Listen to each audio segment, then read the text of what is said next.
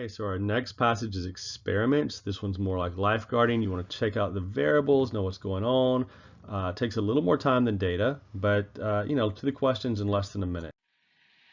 For our DRC approach, research means you're going to read, not carefully, but you at least want to skim the differences between the studies. So think 30 seconds to a minute, and then you're to the questions.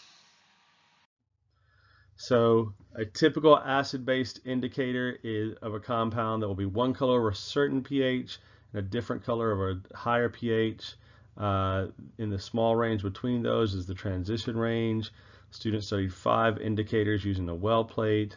Okay, experiment 1 looks like they're using the indicators in a pH of 1 to 7. You can kind of skim that to see. Experiment 2 is repeated with a pH of 8 and higher, so the same indicators that are described in the first paragraph, and then 8 to 14 pH. Experiment 3, students were given 4 solutions of an unknown pH, so the same indicators. It's missing one, looks like that one, and they tested them of their unknown pH. And that's it, you move on. We did that in about 40 seconds. One way experiment 2 differed from experiment 3 was in experiment 2. So we're looking at experiments 2 and 3, and I first see Mentonal yellow in choice C and D. So I see that's used in both experiment 2 and 3. So that's a pretty easy one to eliminate because it's in both of them. So now we have to say choice A, the solutions to which the indicators were added were of a known pH, or the solutions were added were of an unknown. You need to read this as it's stated in the question. In experiment 2, and they do know the pH, the solutions to which the indicators were added were of a known pH. So if it had said in experiment 3, then the answer would have been B. So you just got to pay attention to the reading. Based on the description of the well plate and how it was used, the empty well plate would most likely have been which of the following colors.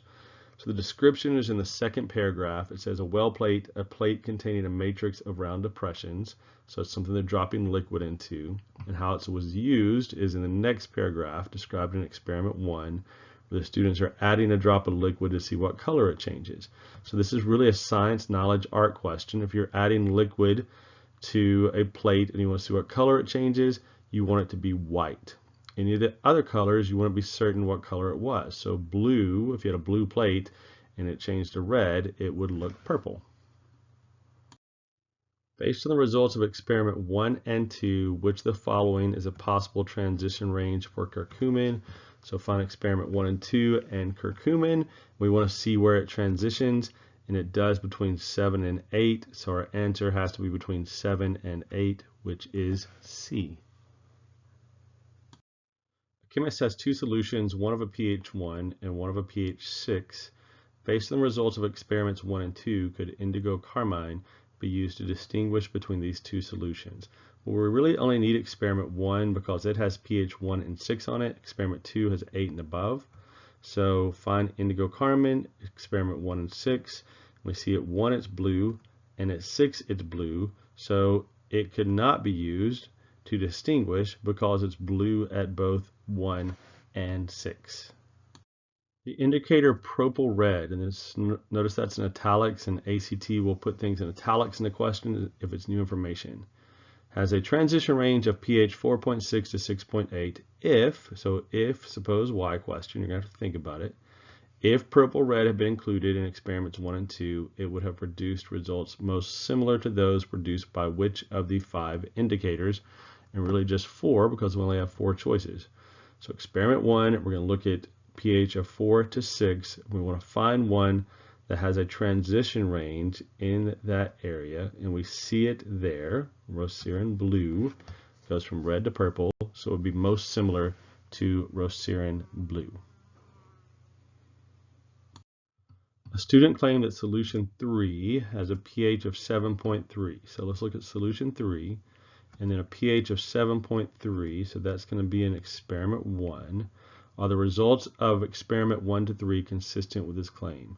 So choice F, Mentonal yellow. So let's look at Mentonal yellow. It's yellow in solution 3, and it's also yellow in pH 7, so that would mean that it would be consistent, so that would be a yes. So we're going to eliminate F. Now G, Rossinian blue. Okay, Rossinian blue is red in 3, but it's blue at 7.3, so that means it's not consistent.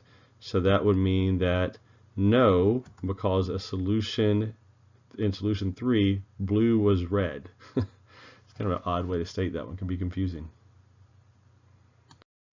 Based on the results of experiments 1 to 3, so we're using all 3, which of the solutions 1 to 4 has the lowest pH? So we're going to look in experiment 3, and so lowest pH, so I'm looking at Mentanol yellow because it has 3 yellows and 1 orange, and so that means it can easily be used to distinguish, probably. So we see 1, 2, and 3 are yellow, and we look over at our indicators in experiments 1 and 2, it's yellow all the way from 3 to 14. But then orange in solution 4 is at a pH of 2. So we know now that orange is the lowest pH, so solution 4 has the lowest pH. It's a little bit of a tricky question on a time test. Might take you a minute to figure that one out.